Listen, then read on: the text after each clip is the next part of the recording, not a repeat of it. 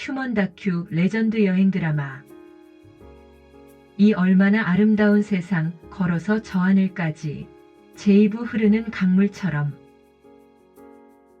나 홀로 라오스 여행 63번째 날 다시 폰사반으로 뒷걸음질. 이 두 번째 단락.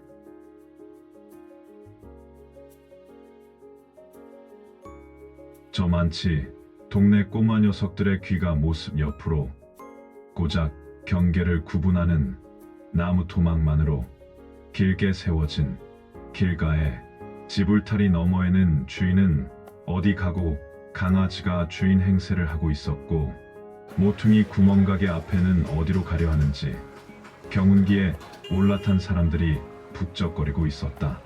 그러나 서정시를 감상하는 것도 잠시. 이미 잘 따라오던 한낮의 태양은 어디론가 사라져 버리고 어느새 어둠 속에 포위되면서 결국 야간 행군이 불가피 너무 여유를 부린 것이 화근을 부르고 말았다.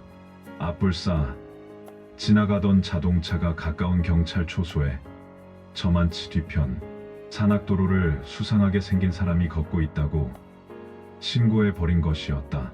저녁 7시경 출동한 마을 순찰대원들에게 붙잡혀 이것저것 검문 검색, 신원 확인 등의 조사를 받을 수밖에 없게 된 것이었다.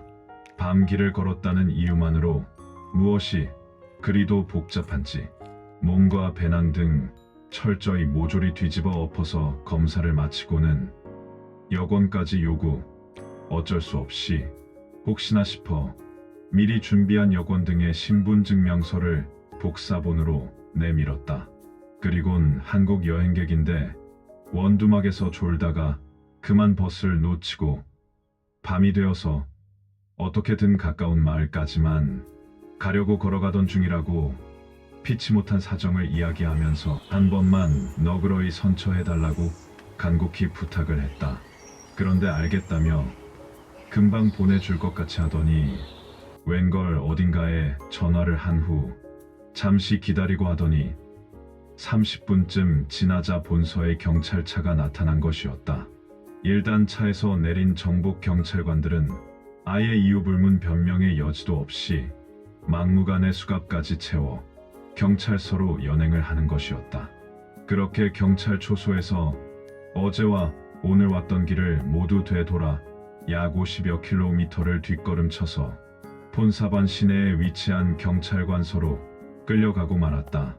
1단 정말 피치 못해 길가에 쉴 곳이 없어 쉴 곳을 찾아가고 있었던 것뿐임을 인정. 크게 문제 삼지 않고 곧바로 보내줄 것 같더니만 무슨 일인지 보고를 마친 잠시 후 다시 어림도 없다는 표정들로 돌변. 본격 조사실 같은 곳으로 자리를 옮겨 앉혀놓고는 이 사람 저 사람 바꿔가면서 꼬리에 꼬리를 물면서 혹시 간첩이 아니냐는 혐의로 이상한 말 같지도 않은 말들까지 되풀이하면서 괴롭히고 있었는데, 그래도 호랑이에게 물려가도 정신만 차리면 살 수 있다. 그리고 목마른 자가 우물을 판다 하고 시종일관 통사정으로 버틸 수밖에 없었다. 그러나 경찰관들도 만만치는 않았는데 이유불문 이 지역은 도시 밖으로, 특히 산악도로의 야간 행군은 금지하고 있다는 사실을 강조하면서 역시 같은 말들을 반복. 급기야 무려 4시간이나 지나면서 자정이 가까워지고 있는데도 꼴 같지 않은 실갱이는 계속되고 있었다.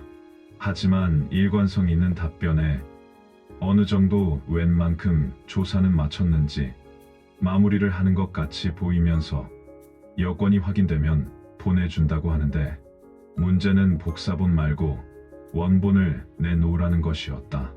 하지만 그동안 여행 경험상으로 해외여행 시 어디서든 사소한 일에 여권을 뺏기고 돌려받지 못하면 골치 아플 수 있음을 잘 알고 있는 나로서는 지금 여권 원본은 없다고 시침 뚝.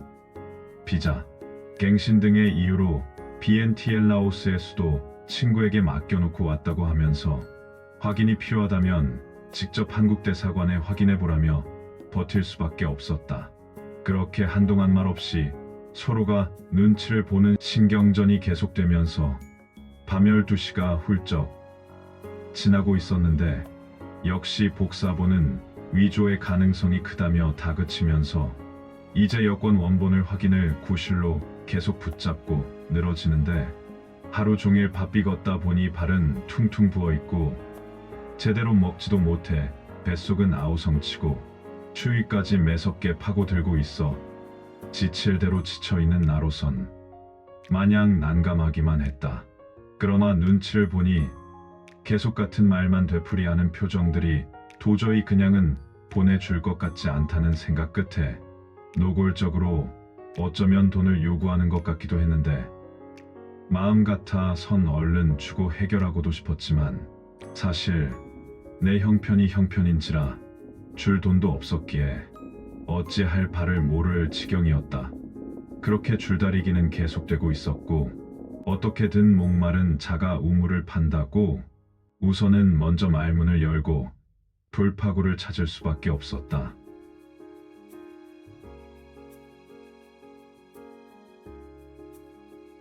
감사합니다. 다음 편에서 계속됩니다.